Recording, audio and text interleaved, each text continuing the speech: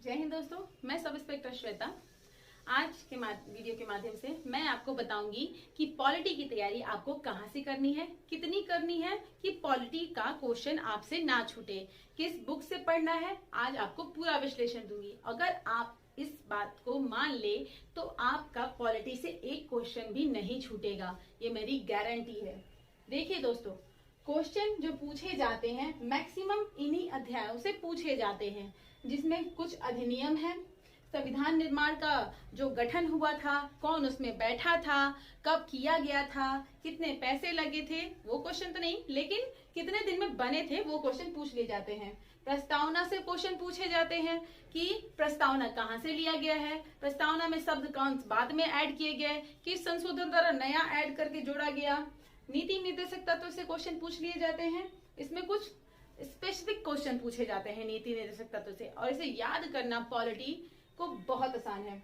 आपातकाल प्रावधान, जो राष्ट्रपति के पास पावर है वही आपातकाल प्रावधान आपसे लेटेस्ट पूछे जाते हैं, तो यहाँ से क्वेश्चन मिल जाते हैं। राष्ट्रपति से क्वेश्चन एकदम रखा ही रहता है, एक क्वेश्चन तो राष्ट्रपति से पूछेगा ही पूछेगा, और इसके लिए बहुत सारे इंटरनेट पे अच्छे वीडियो उपलब्ध है जिससे आप पता कर सकते हैं कि राष्ट्रपति से क्वेश्चन कैसे बनते हैं। संसद से क्वेश्चन पूछ लिए जाते हैं। पंचायती राज से ज्यादातर क्वेश्चन पूछे जाते हैं कि पंचायत राज जो जब लागू हुआ तो सबसे पहले कहाँ लागू हुआ, सेकेंड राज्य कौन था जहाँ पे लागू हुआ, कौन चाहता था कि पंचायती राज लागू हो, किसके ये पे लगाया गया। जैसे कि गांधी जी बहुत चाहते थे पंचायती राज हो, इसलिए वो उनके जन्म 2 अक्टूबर के दिन पंचायती राज को लागू किया गया। निर्वाचन से क्वेश्चन पूछ लिया जाता है कि निर्वाचन आयोग के पास किस प्रकार का पावर है, वो सब क्वेश्चन पूछे जाते हैं। महत्वपूर्ण अनुच्छेद है, कुछ स्पेशल अनुच्छेद हैं, उनसे क्वेश्चन बनते हैं।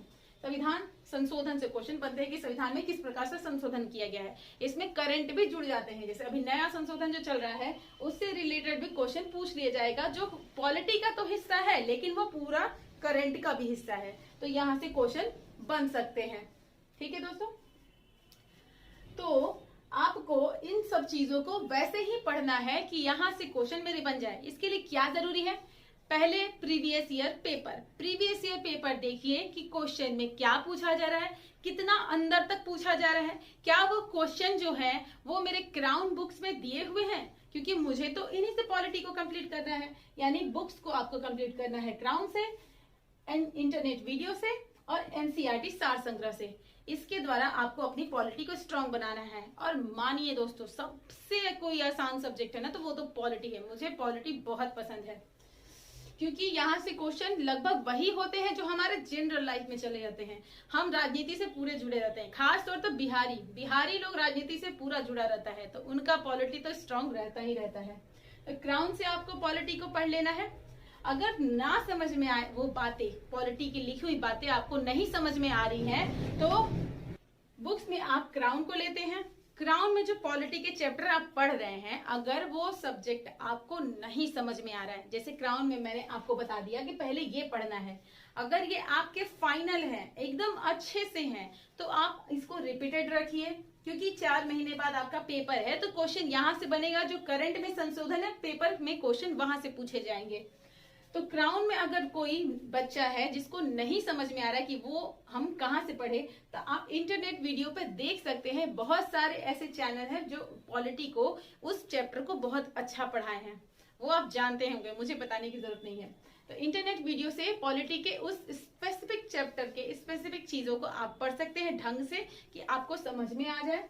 एनसीईआरटी सार संग्रह को पढ़ना है, यहाँ पे बहुत अच्छे अच्छे क्वेश्चन का कलेक्शन है। लेकिन वही बात दोस्तों, पिछले वीडियो में जो मैंने आपको बताया था कि आपको कैसे हिस्ट्री के लिए पहले उसको पढ़ना है फिर छांटना है, उसी प्रकार यहाँ पर भी आपको पहले क्राउन से पढ़ना है। स्पेशल क्वेश्चन जब मिल जाए, सारे उसमें टिक हो जाए, तब जाके एनसीईआरटी सार संग्रह पढ़ना है। वहां पर जब आप पढ़ेंगे तो आप देखेंगे कि सारे क्वेश्चन तो मेरे क्राउन में लिखे ही हुए थे, यानी कि 4-5 क्वेश्चन एक्स्ट्रा जाएंगे जो आपको नहीं पता होंगे, जो क्राउन में नहीं लिखा होगा, तो 4-5 क्वेश्चन आप यहाँ पे पुट कर लेंगे।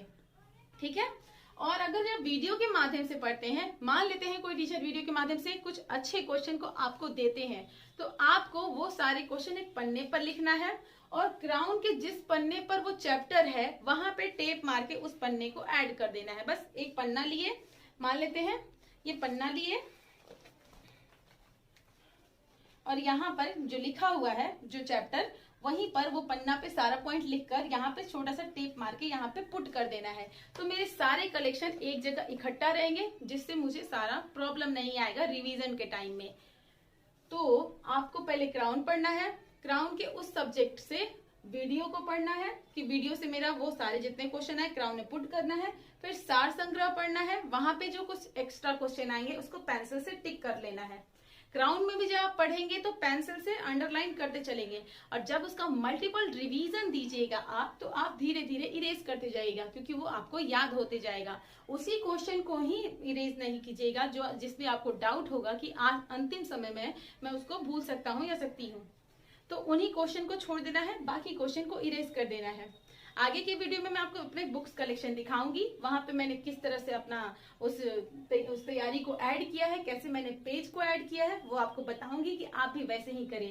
क्योंकि सारा प्रॉब्लम वहां जाके अटकता है कि जब एग्जाम हमारे सर पर होता है और हमारे कलेक्शन उतने मौजूद नहीं होते हैं, उस समय हम पूरे डाउट में फंसे होते हैं कि अब क्या करें। तब भी हम सब पढ़ते हैं, हम क्राउन पढ़ते हैं, ल्यूसेंट पढ़ते हैं, महेश वर्णमाल पढ़ते हैं, स्पीडी पढ़ते हैं, कई चीजों को पढ़ते हैं। तो वो गलती को आपको नहीं करना है। आपके पास 4 महीने हैं, या जो नए बच्चे हैं उनके पास काफी लंबा वक्त है, वो आराम से हर चीज को स्लोली स्लोली पढ़े। 4 मंथ भी बहुत है, इनफ है। अगर रूटीन में एक छोटी चीज को भी आप डेली रखेंगे, उसको वीडियो के माध्यम से कंप्लीट करेंगे, उसको पुट करेंगे, तो भी 4 महीने में इतनी बम्पर तैयारी की जा सकती है कि आपसे वो क्वेश्चन छूटेगा ही नहीं। ये बहुत बड़ा समय होता है 4 मंथ। ये आपके पास अपॉर्चुनिटी है कि इस बार आप दरोगा का एग्जाम तो क्लियर कर ले। तो अगर आपको मेरी बातें अच्छी लगे, समझ में आई हो, तो प्लीज कमेंट में बताएं और मेरे चैनल को लाइक, शेयर एंड सब्सक्राइब करें। Thank you.